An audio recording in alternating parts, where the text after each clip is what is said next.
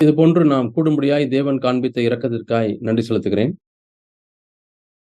மிகவும் முக்கியமான ஒரு வார்த்தையை குறித்து ஆண்டவர் தன்னுடைய ஊழியத்தை ஆரம்பித்தார் என்று சொன்னால் அந்த வார்த்தை மனம் திரும்புதல். மத்தேயு சுவிசேஷம் 4ஆம் அதிகாரத்திலே நாம் வாசிக்கிறோம். 3ஆம் அதிகாரத்திலே ஆண்டவராகிய இயேசு கிறிஸ்து ஞானஸ்நானம் பெறுகிறார். ஞானஸ்நானம் பெற்று பரிசுத்த ஆவியானவர் அவர் மீது வருகிறார். வந்த பிறகு அவர் வனாந்தரத்திலே 40 நாள் உபவாசம் எடுத்து ஜெபிக்கும் பொழுது அவர் சோதிக்கப்படுகிறார். சோதனை முடிந்து 17ஆம் வசனத்திலே வாசிக்கிறோம். அது முதல் இயேசு மனம் திரும்புங்கள், பரலோக ராஜ்யம் சமீபித்திருக்கிறது என்று பிரசங்கிக்க தொடங்கினார். ஆண்டவராகிய இயேசு கிறிஸ்து தம்முடைய ஊழியத்தை தொடங்கும் பொழுது மனம் திரும்புங்கள் என்ற வார்த்தையை வைத்து அவர் பிரசங்கித்தார். ஆகவே இந்த மனம் திரும்புதல் என்பது மிகவும் முக்கியமான ஒரு சத்தியம். அதே போல யோவான் ஸ்நானகனும் மனம் திரும்புங்கள், தேவனுடைய ராஜ்யம் சமீபித்திருக்கிறது என்று அவர் பிரசங்கித்தார். அப்படித்தான் அவர் தன்னுடைய ஊழியத்தை ஆரம்பித்தார். மனம் திரும்புதலுக்கேற்ற ஞானஸ்நானத்தை அவர் கொடுத்தார். மனம் திரும்பி பாவமன்னிப்புக்கு என்று ஞானஸ்நானத்தை பெற்றுக்கொள்ளுங்கள், அப்பொழுது நீங்கள் ரட்சிக்கப்படுவீர்கள் என்று அப்போஸ்தலர் நடபடிகளிலே வாசிக்கிறோம். ஆண்டவராகிய இயேசு கிறிஸ்து தன்னுடைய ஊழியத்தை ஆரம்பிக்கும் பொழுது ஆரம்பித்த பிரசங்கம் மனம் திரும்புதலை குறித்து. அதே போல இயேசு கடைசியாக பேசின வார்த்தைகள் என்ன என்றால், அது வெளிப்படுத்தின விசேஷத்திலே நாம் வாசிக்கிறோம். இயேசு கிறிஸ்து உயிர்த்தெழுந்த பிறகு சபைகளுக்கு கொடுக்கக்கூடிய செய்தி, 7 குத்து விளக்குகள் மத்தியிலே உலாவுகிறவர், அந்த காரியங்களை நாம் வெளிப்படுத்தின விசேஷத்திலே 2-3 அதிகாரங்களிலே வாசிக்கிறோம். இயேசு கிறிஸ்துடைய கடைசி செய்தி சபைக்கு. ஆகவே நாம் நம்முடைய கிறிஸ்தவ வாழ்க்கையிலே இடைப்பட்ட அநேக சத்தியங்களை நாம் கேட்டாலும் ஆரம்பத்திலேயும் முடிவிலேயும் இயேசு பேசின சத்திய அந்த வார்த்தையை நாம் தியானிக்க வேண்டும். அதை ஒரு காலம் நாம் மறந்துவிடக்கூடாது. வெளிப்படுத்தின விசேஷம் 2ஆம் அதிகாரத்திலே 5ஆம் வசனத்திலே வாசிக்கிறோம். எபேசு சபைக்கு ஆண்டவர் என்ன சொல்கிறார் என்றால், அதை யார் சொல்கிறார் என்றால், எபேசு சபையின் தூதனுக்கு நீ எழுத வேண்டியது என்னவெனில், 1ஆம் வசனத்திலே 7 நட்சத்திரங்களை தம்முடைய வலது கரத்தில் ஏந்தி கொண்டு 7 பொன் குத்து விளக்குகளின் மத்தியிலே உலாவிக் கொண்டிருக்கிறவர் சொல்லுகிறதாவது. அவர் யார் என்று 1ஆம் அதிகாரத்திலே கடைசி வசனத்திலேயும் வாசிக்கிறோம். யோவான் ஸ்நானகன் அவரை தரிசனத்திலே பார்த்தார். அதை 1ஆம் அதிகாரத்திலே வெளிப்படுத்தின 1ஆம் அதிகாரத்திலே நாம் வாசிக்கிறோம். 13ஆம் வசனத்திலே 7 குத்துவளியின் மத்தியிலே நிலையங்கி தரித்து மார்பருகே பொற்கச்சை கட்டியிருந்த மனுஷகுமாரனுக்கு ஒப்பானவரை நான் கண்டேன். அந்த 7 குத்து விளக்குகள் மத்தியிலே உலாவுகிறவர் ஆண்டவராகிய இயேசு கிறிஸ்து. அவர்தான் மனுஷகுமாரனுக்கு ஒப்பான ரூபத்தை உடையவர். அவர் இந்த சபைக்கு சொல்லுகிறதாவது என்று சொல்லி ஆரம்பித்து 5ஆம் வசனத்திலே வாசிக்கிறோம். நீ இன்ன நிலைமையிலிருந்து விழுந்தாய் என்பதை நினைத்து மனம் திரும்பி ஆதியில் செய்த கிரியைகளை செய்வாயாக. இல்லாவிட்டால் சீக்கிரமாக இடத்திலே வந்து நீ மனம் திரும்பாத பட்சத்திலே அந்த விளக்கு தண்டை அதனிடத்திலிருந்து நீக்கி விடுவேன் என்று சொல்கிறார். ஆகவே இது ஒரு இடத்துல மட்டுமல்ல, தொடர்ந்து கிட்டத்தட்ட 5 சபைகளுக்கும் இந்த மனம் திரும்புதலின் செய்தியை அவர் சொல்கிறார். மனம் திரும்பு, இல்லாவிட்டால் விளக்கு தண்டை நான் அதனிடத்திலிருந்து நீக்கி விடுவேன் என்று சொல்லுகிறார். ஆகவே மனம் திரும்புதல் என்பது ஒரு சீரியஸான ஒரு சத்தியம். அதற்கு நாம் முக்கியத்துவம் கொடுக்கிறோமா இல்லையா என்பதை நாம் தியானித்து பார்க்க வேண்டும். நாம் எல்லாரும், நான் தான் மனம் திரும்பி விட்டேனே, மீண்டுமா ஏன் நான் இதை கேட்க வேண்டும் என்று சொல்லி கேட்கலாம்.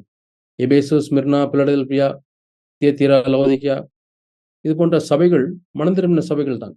அதில் உள்ள ஜனங்கள் மனம் திரும்பினவர்கள். அப்போஸ்தல காலத்திலே ஆரம்பிக்கப்பட்ட சபை எவ்வளவு வலிமையான சபையா இருந்திருக்கும், எவ்வளவு பவர்ஃபுல் சர்ச்சா இருந்திருக்கும். ஆனால் அந்த சபைக்கு தேவையான ஒரு செய்தி, மனம் திரும்பக்கூடிய செய்தி. ஒருவேளை அந்த சபையினுடைய மூப்பர்கள் அந்த மனம் திரும்பலை குறித்து பிரசங்கித்திருந்தால் அவர்களும் மனம் திரும்பி இருப்பார்கள், சபையாரும் மனம் திரும்பி இருப்பார்கள். ஆனால் மூப்பர் மனம் திரும்பவில்லை, ஆகவே சபையாரும் மனம் திரும்பவில்லை. மூப்பர் பின்வாங்கி போய்விட்டார், சபையாரும் பின்வாங்கி போய்விட்டார்கள். ஆகவே நம்முடைய மத்தியிலே அப்படி நடந்து விடக்கூடாது.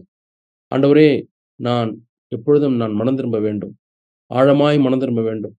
நம்முடைய மனம் திரும்புதல் மேலோட்டமாய் இருந்து விடக்கூடாது. ஆகவே தான் மனம் திரும்புதல் முதலாவது நம்முடைய மனதிலே ஆரம்பிக்கிறது.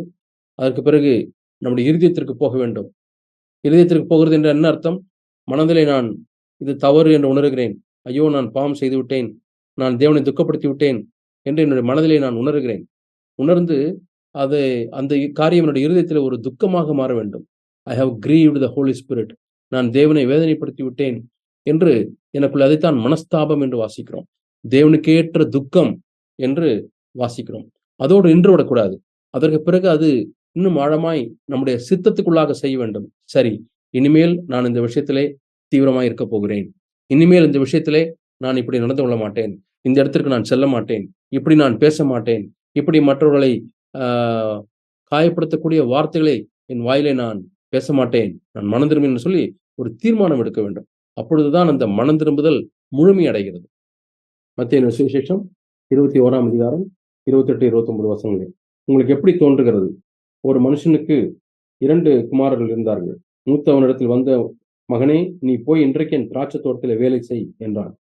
அதற்கு அவன் மாட்டேன் என்றான். ஆகிலும் பின்பு அவன் மனஸ்தாபப்பட்டு அவன் போனான். ஆனால் இளையவன், நான் போகிறேன் ஐயா என்று சொல்லியும் அவன் போகவில்லை. போகிறேன் ஐயா என்று சொன்னால் மனதிலே நான் போக வேண்டும் என்று தீர்மானித்து விட்டான். ஆனால் அவன் உள்ளத்திலே அது செல்லவில்லை. நான் போகாமல் இருக்கிறேனே என்று அவன் உள்ளத்தில் மனஸ்தாபம் அடையவில்லை, கவலைப்படவில்லை. அப்படியே அதை மறந்து விட்டான். நம்முடைய வாழ்க்கையிலையும் கூட ஒரு தவறு செய்துவிட்டு, சரி இனி செய்யக்கூடாது என்று சொல்லிவிட்டு நாம் போய்விட்டால் 2வது மகனைப் போல நாம் இருப்போம். அவன் போகிறேன் ஐயா, நாமும் மனம் திரும்புகிறேன், இனிமேல் அப்படி பேச மாட்டேன் என்று சொல்லிவிட்டு போவதல்ல. நான் இந்த பாவத்தின் நிமித்தமாய் நான் தேவனை வேதனைப்படுத்தி விட்டேனே, Lord I am really sorry. பின்பாகிலும் மனஸ்தாபப்பட்டு, கொஞ்சம் நேரம் ஆனாலும் பரவாயில்ல, எனக்குள்ளாக மனஸ்தாபப்பட்டு, ஆண்டவரே நான் உம்மை வேதனைப்படுத்தி விட்டேனே, அல்லது ஆண்டவரே என்னுடைய மனைவிடத்திலே நான் இப்படி பேசி அவர்களை வேதனைப்படுத்தி விட்டேனே, என்னுடைய கணவனிடத்திலே கர்த்தாவே நான் கீழ்ப்படியாமல் முரட்டாட்டம் பண்ணி அவரை நான் வேதனைப்படுத்தி விட்டேனே, அல்லது என்னுடைய பிள்ளைகளிடத்திலே நான் மிகவும் கோபப்பட்டு மனுஷிகமாக நான் திட்டி அவர்களை காயப்படுத்தி விட்டேனே, அவருடைய கண்ணியத்தை குறைத்து விட்டேனே என்று சொல்லி பின்பாகிலும் மனஸ்தாபப்பட்டு, அந்த மனஸ்தாபம். ஆனால் இனிமேல் ஆண்டவரே நான் செய்ய விரும்பவில்லை, இனிமேல் அந்த பகுதியிலே நான் ஜாக்கிரதையாய் நான் இருக்க வேண்டும் ஆண்டவரே என்று நாம் சொல்ல வேண்டும். அதைத்தான் நாம் 2 கொரிந்தியர்களை நாம் வாசிக்கிறோம். 2 கொரிந்தியர் 7ஆம் அதிகாரம். இங்கேயும் அவர் மனம் திரும்பலை குறித்து சொல்லுகிறார். 7ஆம் அதிகாரம் 9ஆம் வசனம். இப்பொழுது சந்தோஷப்படுகிறேன். 2 கொரிந்தியர் 7:9. இப்பொழுது சந்தோஷப்படுகிறேன், நீங்கள் துக்கப்பட்டதற்காக அல்ல, மனம் திரும்புவதற்கு ஏதுவாக துக்கப்பட்டதற்காகவே சந்தோஷப்படுகிறேன். பார்த்தீர்களா? நீங்கள் வெறும் துக்கம் அல்ல, ஆனால் அந்த துக்கம் மனம் திரும்புவதற்கு ஏதுவான ஒரு துக்கமாக இருக்க வேண்டும். பல காரியங்களுக்காக நாம் துக்கப்படுகிறோம். ஆனால் எத்தனை துக்கங்கள் நாம் மனம் திரும்புவதற்கு ஏதுவாக துக்கப்பட்டிருக்கிறோம், அதை யோசித்து பார்ப்போம். அது இல்லையே, இது இல்லையே, அது போய்விட்டதே, இது போய்விட்டது, இது கிடைக்கவில்லை என்றெல்லாம் பல காரியங்களுக்காக துக்கப்படுகிறோம். ஆனால் மனம் திரும்புவதற்கு எதுவாக நாம் கடைசியா எப்பொழுது நாம் துக்கப்பட்டோம், நாம் எண்ணி பார்ப்போம். எப்பொழுது வேதனைப்பட்டோம். இங்கே சொல்லுகிறோம், நீங்கள் மனம் திரும்புவதற்கு ஏதுவாக துக்கப்பட்டதற்காக பவுல் சந்தோஷப்படுகிறார். 10ஆம் வசனத்தில் வாசிக்கிறோம், தேவனுக்கேற்ற துக்கம் பின்பு மனஸ்தாபப்படுகிறதுக்கு இடமில்லாமல் ரட்சிப்புக்கு ஏதுவான மனம் திரும்புதலை உண்டாக்குகிறது. லௌகீக துக்கமோ மரணத்தை உண்டாக்குகிறது. லௌகீக துக்கம் என்று சொன்னால் உலகத்துக்கேற்ற துக்கம், அல்லது உலகத்தார் படுகிற துக்கம். உலகத்தார் தவறு செய்துவிட்டால் அவர்கள் துக்கப்படுகிறார்கள், அதுதான் லௌகீக துக்கம் என்று. அது அவர்களுக்குள்ளாக ஒரு மனம் திரும்புதலை உண்டாக்குவதில்லை, அது அவர்களுக்குள்ளாக ஒரு தேவனுடைய சாயலை உண்டாக்குவதில்லை. நான் ஒரு ரகசியத்தை உங்களுக்கு சொல்லுகிறேன். ஒவ்வொரு முறையும் நான் மனம் திரும்பும் பொழுது எனக்குள்ளாக தேவ சாயல் உண்டாகிறது. ஒவ்வொரு முறையும் மனம் திரும்பும் பொழுது நான் சற்று தேவனைப் போல நான் மாறுகிறேன். எப்பொழுது மனம் திரும்புதல் நிறுத்தப்படுகிறதோ, என்னுடைய வாழ்க்கையில் நின்று போகிறதோ, அன்றைக்கே நான் தேவனைப் போல மாறுவதிலிருந்து நின்று விடுகிறேன். என்னுடைய ஆவிக்குரிய வாழ்க்கையிலே நான் தேக்கம் அடைந்து விடுகிறேன். என்னுடைய ஆவிக்குரிய வாழ்க்கையிலே நான் கீழ் நோக்கி போகிறேன். அதைத்தான் பின்மாற்றம் என்று வாசிக்கிறோம். வெளிப்படுத்தின விசேஷத்திலே காண சொல்லப்பட்ட அந்த 5 சபைகளும் மனம் திரும்புதல் என்றைக்கோ நிறுத்தி விட்டார்கள். மூப்பர் மனம் திரும்புவதை நிறுத்திவிட்டார், சபையாரும் மனம் திரும்புதல் நிறுத்திவிட்டார்கள். மூப்பர் மனம் திரும்புதல் நிறுத்திவிட்டார், மனம் திரும்பலை குறித்து பேசுவதையும் நிறுத்திவிட்டார். சபையார் மனம் திரும்பலை குறித்து, அதை குறித்து முக்கியத்துவத்தை அவர்கள் விளங்கிக் கொள்ளவில்லை, அறிந்து கொள்ளவில்லை. ஆகவே அவர்கள் பின்வாங்கி போகிறார்கள். எப்பொழுது நம்முடைய வாழ்க்கையில மனம் திரும்புதல் நின்று போகிறதோ, தேவனுக்கேற்ற ஒரு துக்கம் நின்று போகிறதோ, அன்றைக்கே நாம் பின்வாங்கி போகிறோம். பிரியமானவர்களே, ஆண்டவரே உம்முடைய சாயல் என்கிட்ட இல்லையா ஆண்டவரே, இந்த விஷயத்துல உம்மை போல நான் நடந்து கொள்ளவில்லை ஆண்டவரே, இந்த விஷயத்தில் உம்மை போல நான் பாவத்தை வெறுக்கவில்லை ஆண்டவரே, நீதியை நேசிக்கவில்லை ஆண்டவரே, சகோதரர்களை நேசிக்கவில்லை ஆண்டவரே, சபையை நான் நேசிக்கவில்லை ஆண்டவரே. திராட்சை தோட்டத்திலே போய் வேலை செய் என்று நீ சொல்லுகிறீர், ஆனால் திராட்சை தோட்டத்திலே நான் போய் எந்த வேலையும் நான் செய்யவில்லை ஆண்டவரே. திராட்சை தோட்டம் என்பது என்னுடைய சபை அல்லது என்னுடைய பிள்ளைகள், அவர்களுக்கென்று நான் எதுவுமே நான் செய்யவில்லை ஆண்டவரே. குறைந்தபட்சம் அவர்களுக்காக நான் மனஸ்தாபப்பட்டு துக்கப்பட்டு ஜெபிக்கிறேனா, அவர்களுக்காக, அவருடைய காரியங்களுக்காக, அவருடைய தேவைகளுக்காக திராட்சை தோட்டத்திலே நான் வேலை செய்கிறோமா? போகிறேன் போகிறேன் என்று சொல்கிறோம், வேலை செய்ய போகிறேன் என்று சொல்லி, ஆனால் நாம் போகிறோமா? மனம் திரும்புதல் நமக்குள்ளாக தேவனுடைய சாயலை உண்டாக்குகிறது. ஆகவேதான் ஆவியானவர் அந்த மனம் திரும்புதலிலே உதவி செய்கிறார். எப்பொழுதெல்லாம் நாம் மனம் திரும்பி தேவனுக்கேற்ற ஒரு துக்கம் கொண்டு மனம் திரும்புகிறோமோ, அப்பொழுதே ஆவியானவர் கிரியை செய்ய ஆரம்பிக்கிறார். அல்லது நம்முடைய வாழ்க்கையில மனம் திரும்புவதற்கு ஆவியானவருக்கு நாம் இடம் கொடுக்கிறோம். அதைத்தான் நாம் அங்கே வாசிக்கிறோம். 10ஆம் வசனத்திலே வாசிக்கிறோம். 2 கொரிந்தியர் 7:10 வாசிக்கிறோம். தேவனுக்கேற்ற துக்கம் பின்பு மனஸ்தாபப்படுகிறதுக்கு இடமில்லாமல் என்று சொன்னால், நித்தியத்திலே நாம் போய் வருத்தப்பட மாட்டோம். நியாய தீர்ப்பு நாளிலே நாம் வருத்தப்பட மாட்டோம். அங்கே நாம் மனஸ்தாபப்படுவதற்கு இடம் இருக்காது. அங்கே நாம் சந்தோஷப்படுவோம். இப்பொழுது நாம் மனம் திரும்புவதற்காக, இப்பொழுது தேவனுக்கேற்ற துக்கம் அடைந்ததற்காக அன்றைக்கு நாம் சந்தோஷப்படுவோம். நாம் இங்கே கீழே வாசிக்கிறோம். பின்பு மனஸ்தாபப்படுகிறதுக்கு இடமில்லாமல் 10ஆம் வசனம், ரட்சிப்புக்கு ஏதுவான மனம் திரும்புதலை உண்டாக்குகிறது. பாருங்கள், நீங்கள் தேவனுக்கேற்ற துக்கம் அடைந்ததுண்டே. 11ஆம் வசனம், தேவனுக்கேற்ற துக்கம் அடைந்ததுண்டே. அது உள்ளத்தில் எவ்வளவு ஜாக்கிரதை சொன்னால், இனிமேல் நான் இந்த விஷயத்துல நான் ஜாக்கிரதையாக இருப்பேன், இனிமேல் இந்த விஷயத்துல நான் எச்சரிப்பா இருப்பேன், இனிமேல் இவரிடத்துல பேசும்பொழுது யாரை குறித்தும் நான் குறை சொல்ல மாட்டேன், நான் கவனமா இருப்பேன். அதுதான் எவ்வளவு ஜாக்கிரதையும், குற்றம் தீர எவ்வளவு நியாயம் சொல்லுதலையும் என்று சொன்னால், we judge ourselves. மனம் திரும்புதல் எப்பொழுது நம்முடைய வாழ்க்கையில் உண்டாகும் என்று சொன்னால், நம்மை நாமே நியாயந்திருக்கும் பொழுதுதான். ஆனால் நாம் மற்றவர்களை நியாயந்திருத்துக் கொண்டிருந்தால் மனம் திரும்புதல் நமக்கு கிடைக்காது. ஏனென்றால் we will be busy with others matters. மற்றவருடைய காரியங்களிலே நாம் பிஸியாக இருக்கிறோம். மற்றவர்களை நாம் நியாயந்திருத்திக் கொண்டே இருந்தால் நம்மை நியாயந்திருப்பதற்கு நாம் மறந்து விடுவோம். நம்மை நியாயந்திருப்பதற்கு நாம் சிரத்தை எடுக்க மாட்டோம். நம்மை நியாயந்திருப்பதற்கு நாம் முன்னுரிமை கொடுக்க மாட்டோம்.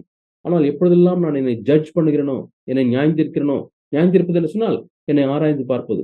இரவு நீங்கள் படுக்க செல்லும் பொழுது, இன்றைக்கு நான் பேசின வார்த்தைகள், இன்றைக்கு எதிரே என்ன நோக்கத்தை செலுத்தினேன், அதெல்லாம் யோசித்து பார்க்கும் பொழுது ஆவியானவர் நம்முடைய குறைகளை நமக்கு சுட்டி காட்டுவார், அதை கண்டித்து உணர்த்துவார். அப்பொழுது ஆண்டவரே, நான் இந்த விஷயத்திலே நான் மனம் திரும்புகிறேன். இரவு படுக்கிற வரைக்கும் நீங்கள் காத்திருக்க வேண்டாம். நீங்கள் ஒரு தவறு செய்த உடனேயே ஆண்டவர் உணர்த்தும் பொழுதே அப்பொழுதே நீங்கள் மனம் திரும்பி விடுங்கள். ஆகவே நம்மை நாமே நியாயந்திருத்து பார்க்கும் பொழுது நாம் மனம் திரும்புவதற்கு தருணம் கிடைக்கிறது. அதைத்தான் எவ்வளவு நியாயம் சொல்லுதலையும், பிறகு எவ்வளவு வெறுப்பையும், அந்த பாவத்தின் மீது ஒரு வெறுப்பு உண்டாகிறது. ஆண்டவரே, நீ செய்ய மாட்டேன், எனக்கு வேண்டாம். எந்த காரியத்தை நம்ம வெறுக்கிறோமோ அந்த காரியத்தை நம்ம கொல்லுவோம். நாம் உலகத்தில் கேள்விப்படுறோம், யாரையா கொல்லுகிறார்கள் என்று சொன்னால் அந்த வெறுப்பு தான் கொலை செய்ய வைக்கிறது. அதே போல என்னுடைய சரீரத்திலே காணப்படக்கூடிய இச்சைகள், பாவங்களை நான் வெறுக்காவிட்டால் அதை நான் கொல்ல மாட்டேன், நான் விட்டு விடுவேன். எப்படி சவுல் அமலேக்கியரை கொல்ல வேண்டும் என்று சொல்லி தேவன் சொன்னார், ஒருவரையும் மீதி வைக்கக்கூடாது, ஆடு மாடுகள் எல்லாவற்றையும் கொல்ல வேண்டும் என்று சொன்னார். ஆனால் அதில் விசேஷித்த ஆடுகள், நல்ல மாடுகள், இவளெல்லாம் ஒழித்து வைத்து விட்டார் சவுல். மீதியெல்லாம் கொன்று விட்டார். நம்முடைய வாழ்க்கையில நாம் அப்படி ஒழித்து வைக்கிறோமா? ஒழித்து வைக்கக்கூடிய சில பாவங்கள், நாம் நேசிக்கக்கூடிய சில பாவங்கள், அந்த ஆடு அருமையா இருக்குதே, இதையே நம்ம கொல்ல வேண்டும், அதன் மீது வெறுப்பு இல்லை, அதன் மீது நேசம் வந்து அப்படின்னால்தான் அதை பாதுகாத்து வைக்கிறார்கள். ஆகவேதான் நான் வாசிக்கிறோம், வெறுப்பு. ஆண்டவரே, உம்மை போல கிறிஸ்துவுக்கு ஒப்பிராத ஒவ்வொரு காரியத்தையும் நான் வெறுக்க எனக்கு உதவி செய்யுங்க ஆண்டவரே.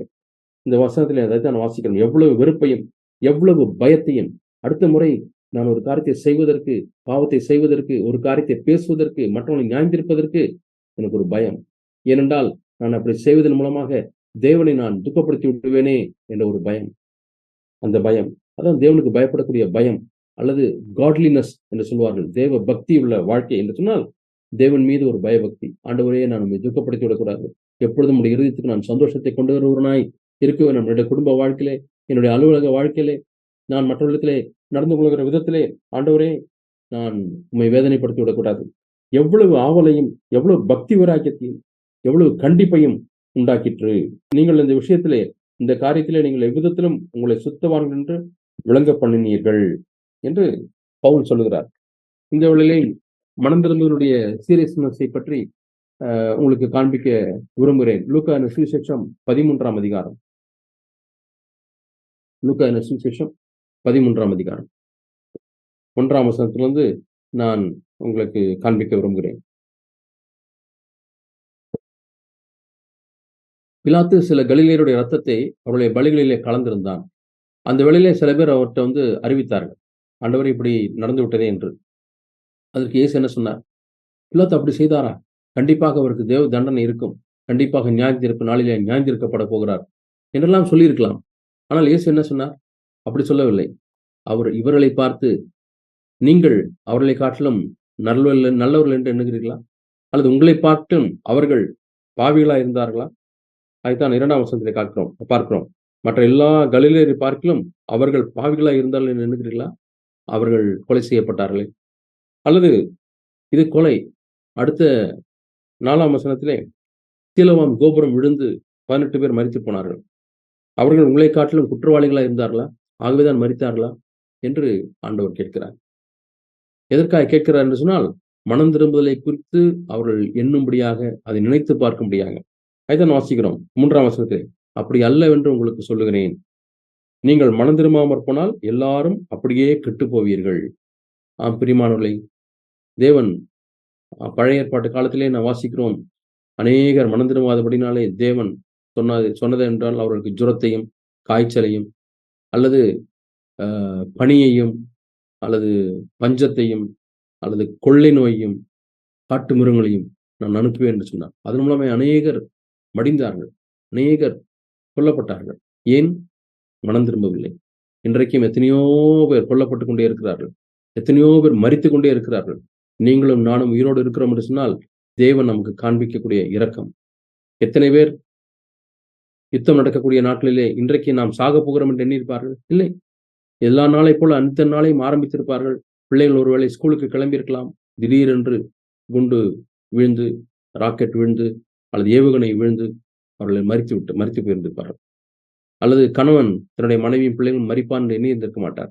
அல்லது மனைவி தன்னுடைய கணவனும் பிள்ளைகளும் மரிப்பார்கள் என்று மரிப்பால் எண்ணியிருந்திருக்க மாட்டார்கள். நினையாத நேரத்திலே அவர்களுக்கு மரணம் சம்பவித்தது. ஆகவே ஆண்டவர் இங்கே கேட்கிறார், நீங்கள் மனம் திரும்பாமற் போனால் எல்லாரும் அப்படியே கெட்டு போவீர்கள். நாம் இந்த வசனத்தை நாம் சீரியஸா எடுக்கிறோமா? அல்லது இந்த வசனம் நமக்கு அல்ல என்று எண்ணுகிறோமா? ஆண்டவரே, எனக்கு ஒரு பயத்தை தாரும். நானும் மனம் திரும்பாவிட்டால் அவர்களைப் போலவே நானும் கெட்டு போய்விட முடியும் ஆண்டவரே. அந்த சாத்திய கூறுகள் இருக்கிறது ஆண்டவரே. ஆகவே மனம் திரும்புதலை நான் சீரியஸாய் நான் எடுத்துக்கொள்கிறேன். இன்னும் அந்த மனம் திரும்புதலை குறித்து ஆழமாய் உணரும்படியாக ஒரு உவமையை சொல்லுகிறார். 6ஆம் வசனத்திலே வாசிக்கிறோம்.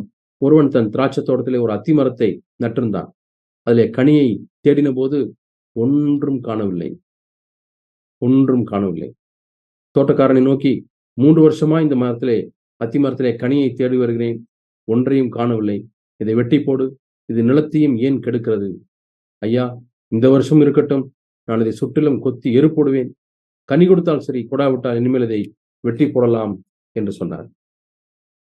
யோவான் 15ஆம் அதிகாரத்திலே அதே தான் நான் வாசிக்கிறோம். கனி கூடாத கொடியெல்லாம் வெட்டி அக்கினிலே போடப்படும் என்று வாசிக்கிறோம். கனி கொடுக்கக்கூடிய கொடியை இன்னும் அதிக கனிகளை கொடுக்க, மிகுந்த கனிகளை கொடுக்க முடியாய் அவர் சுத்தம் பண்ணுகிறார் என்று வாசிக்கிறோம். இந்த 2 பகுதியிலும் எதை வாசிக்கிறோம் என்றால், தேவன் நம்மிடத்திலே மனம் திரும்புதலுக்கேற்ற கனியை அவர் தேடிக்கொண்டிருக்கிறார். மனம் திரும்புதலுக்கேற்ற கனி. யோவான் ஸ்நானகன் சொல்லுகிறார், மனம் திரும்புதலுக்கேற்ற கனி, அதை குறித்து சொல்லுகிறார். மனம் திரும்புதலுக்கேற்ற கனி என்று சொன்னால் வாழ்க்கையிலே ஒரு மாற்றம். நீ இனிமேல் அதிகப்படியாக ஒன்று வாங்க வேண்டாம், உனக்கு 2 ஆடைகள் இருந்தால் ஒரு ஆடையை கொடுத்து விடு என்று சொல்லுகிறார். மற்றவர்களுக்கு இடுக்கண் செய்ய வேண்டாம். வாழ்க்கையிலே ஒரு மாற்றம். அதுதான் மனம் திரும்புதலுக்கேற்ற கனி. நம்மிடத்திலே மனம் திரும்புதல் உண்டாயிருக்கிறதா இல்லையா என்று எப்படி ஆண்டவர் அறிந்து கொள்ள முடியும்? எப்படி மற்றவர்கள் அறிந்து கொள்ள முடியும்? எப்படி நீங்கள் அறிந்து கொள்ள முடியும் என்றால், அந்த மனம் திரும்புதலுக்கேற்ற கனி உண்டாயிருக்கிறதா? மனம் திரும்புதல் உள்ளே நடக்கிறது, அதை பார்க்க முடியாது. ஆனால் வெளியே காணப்படக்கூடிய காரியம் கனி, மாற்றம், வாழ்க்கையின் மாற்றம், மனம் திரும்புதலுக்கேற்ற ஒரு கனி. இங்கே நான் வாசிக்கிறோம், ஆண்டவர் மனம் திரும்புதலுக்கேற்ற கனியை அவர் தேடுகிறார். திராட்சை தோட்டத்திலே சபை என்று வைத்துக் கொள்ளலாம். உங்களை ஒரு அத்திமரமாக அதிலே நட்டிருக்கிறார். தேவன் நடுகிறார். உங்களை நட்டவர் தேவன். ஆகவே கனியை எதிர்பார்ப்பதற்கு அவருக்கு எல்லா உரிமையும் இருக்கிறது. அவருடைய இரத்தத்தினாலே நாம் இந்த சபையிலே நாட்டப்பட்டிருக்கிறோம். தேவ பிள்ளைகளாய் நாம் நாட்டப்பட்டிருக்கிறோம். அப்போஸ்தலர் 20ஆம் அதிகாரத்திலே நாம் வாசிக்கிறோம். 20ஆம் அதிகாரம் 20ஆம் வசனம் என்று எண்ணுகிறேன்.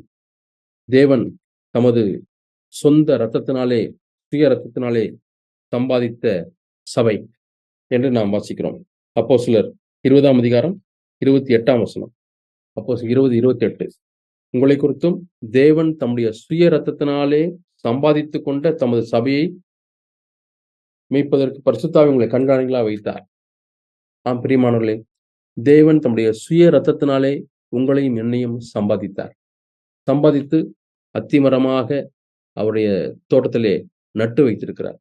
நட்டு வைத்தது மட்டுமல்லாமல் கொத்தி, எரு போட்டு, தண்ணீர் விட்டு, அதற்கு பாதுகாப்பு கொடுத்து, அதற்கு வேலையாட்களை கொடுத்து, அதற்கு காவல்காரனை கொடுத்து, என்னென்ன காரியங்களை செய்ய முடியுமோ அவ்வளவு காரியங்களையும் அவர் செய்கிறார். ஏசாயாவிலே வாசிக்கிறோம் 5ஆம் அதிகாரம் என்று நினைக்கிறேன். ஒரு திராட்சை தோட்டம், அதிலே வேலி கட்டி, நற்குல திராட்சை செடியாய் அதிலே நட்டு, காவல்காரனை அங்கே வைத்து, அதை சுற்றிலும் வேலி அடைத்து, எரு போட்டு, அதை பராமரித்து, தண்ணீர் ஊற்றி, கனியை கொடுக்கக்கூடிய காலம் வந்த பொழுது அது கசப்பான கனியை கொடுத்தது என்று வாசிக்கிறோம். எவ்வளவு வேதனையா இருக்கும் அந்த தோட்டக்காரன். நீங்க நினைத்து பாருங்கள், 1 ஏக்கர் திராட்சை தோட்டம் வைத்திருக்கிறீர்கள். இவ்வளோ செலவு பண்ணி, லட்சக்கணக்கான ரூபாய் செலவு பண்ணி, அந்த கருங்கல்லை போட்டு, மேலே அந்த கம்பிகள் எல்லாம் கட்டி, திராட்சை கொடியெல்லாம் மேலே விட்டு, அழகாக நல்ல செழிப்பாக வளரக்கூடிய செடி. ஒரு நாள் அது மொட்டு விடுகிறது, பூ விடுகிறது, காய் வருகிறது, அந்த காய் பழமாகிறது. அந்த பழத்தை எடுத்து வாயில வைத்தால் கசப்பு, அது புளிப்பு, ஒருவரும் வாங்க மாட்டாங்க. அது எங்க போய் விற்பது?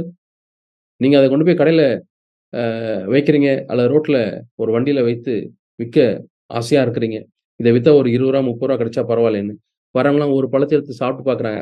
ஓ கசப்பு என்று போய்விடுகிறார்கள். எவ்வளவு துக்கமா இருக்கும். ஆண்டவரே, கனிகள் எல்லாம் கசப்பான கனிகளாய் வந்து விட்டதே, இனிப்பான கனிகள் இல்லையே. அது ஒரு ரகம். மனதிற்கேற்ற கனி இல்லாதபடி அவர்களிடத்திலே வேறு கசப்பான கனிகள், வாழ்க்கையிலே கசப்பு. யாராவது கிட்டே நெருங்கி பார்த்தால் அவர்கள் பேசுகிற பேச்சிலே கசப்பு, பார்வையிலே ஒரு சுத்தமில்லை, அவர்கள் செயல்களிலே சுத்தமில்லை, எல்லாம் கசப்பாக இருக்கிறது. ஆனால் இங்கே நாம் பார்க்கிறோம், ஆண்டவர் கனியை தேடுகிறார்.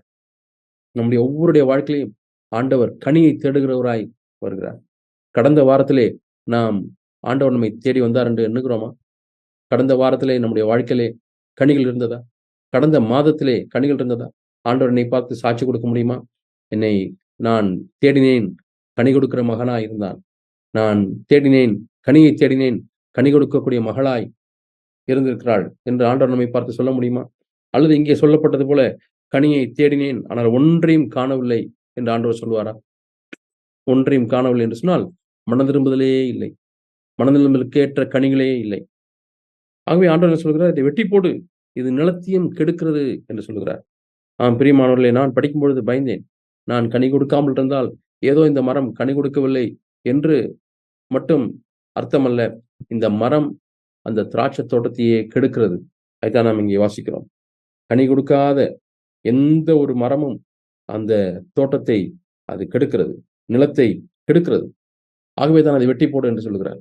கனி கொடுக்காத ஒரு மரம் மற்ற மரங்களையும் கனி கொடுக்காதபடிக்கு ஆக்கிவிடும்.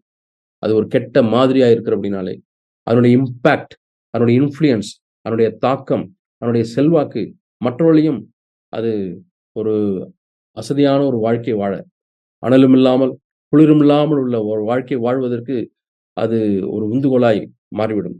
ஆகவே ஆண்டவர் சொல்லுகிறார், இது நிலத்தை கெடுக்கிறது, கனி கொடுக்காத அந்த மரம், அதை வெட்டி போட வேண்டும் என்று சொல்கிறார். ஆனால் பரிசுத்த ஆவியானவர், ஆண்டவராய் இயேசு கிறிஸ்து நமக்காக பரிந்து பேசுகிறவராய் இருக்கிறார். ரோமர் 8ஆம் அதிகாரத்திலே வாசிக்கிறோம். 2 பேருமே பரிந்து பேசுகிறவர்களை ரோமர் 8ஆம் அதிகாரத்திலே வாசிக்கிறோம். பரிசுத்த ஆவியானவர் வாக்கு கடங்காத பெருமூச்சுகளோடு கூட நம்மூலமாக தேவனிடத்தில் வேண்டுதல் செய்கிறார். ஆண்டவராகிய இயேசு கிறிஸ்துவும் அவர் சிங்காசனத்தில் தேவனுடைய வலது பார்சலில் இருந்து நமக்காக பரிந்து பேசுகிறவராய் இருக்கிறார். என்ன பேசுவார் என்று நீங்கள் அறிந்து கொள்ள வேண்டுமா? இந்த வசனத்தில் இருக்கிறது. இதைத்தான் அவர் பேசுவார். 8ஆம் வசனம், இந்த வருஷமும் இருக்கட்டும், நான் இதை சுற்றிலும் கொத்தி எரு போடுவேன், நம்பிக்கையோடு கூட நான் தண்ணீர் பாய்ச்சுவேன். நம்முடைய நிலத்தை கொத்தி எரு போட்டு வேலை செய்கிற ஒரு பரிசுத்த ஆவியானவர் சதா வேலை செய்து கொண்டே இருக்கிறார். அதற்கேற்ற ஒரு பலனை நாம் கொடுக்கிறவர்களா இருக்கிறோமா? நமக்கு எரு என்ன என்று சொன்னால் தேவனுடைய வார்த்தை. தேவனுடைய வார்த்தையை நீங்கள் படிக்கும் பொழுது, தேவனுடைய வார்த்தையை நீங்கள் கேட்கும் பொழுது, தேவனுடைய வார்த்தையை தேவன் உங்களுக்கு உணர்த்தும் பொழுது, அதுதான் எரு. நல்ல எரு. தேவனுடைய வார்த்தையில எந்த ஒரு குறையும் இல்லை பிரியமானவர்களே. எருவுல எந்த பிரச்சனையும் இல்லை. அவர் ஊற்றக்கூடிய தண்ணீர்ல எந்த பிரச்சனையும் இல்லை. சூரிய ஒளியில எந்த பிரச்சனையும் இல்லை. ஆனால் பிரச்சனை எங்கே இருக்கிறது? இந்த மரத்திலே தான். ஆண்டவரே, நான் கனி கொடுக்கிறவனாய் நான் இருக்கட்டும் ஆண்டவரே. என்னிலே கனியை நீர் தேடுகிறீர் ஆண்டவரே. கனி கொடுக்காமல் ஆண்டவரே நான் இருக்கிற இடத்திலே நான் ஒரு ஆசீர்வாதம் இல்லாதவனா நான் இருக்க விரும்பவில்லை கர்த்தாவே என்று ஆண்டவரிடத்தில் சொல்லுவோம். எங்கிருந்தாலும் நாம் ஆசீர்வாதமாக இருக்க முடியாய்த்தான் தேவன் விரும்புகிறார். எங்கிருந்தாலும் கனி கொடுக்கிறவர்களாய், எங்கிருந்தாலும் அந்த திராட்சை தோட்டத்திற்கு ஆசீர்வாதமானவர்களாய் இருக்க முடியாய் தேவன் விரும்புகிறார்.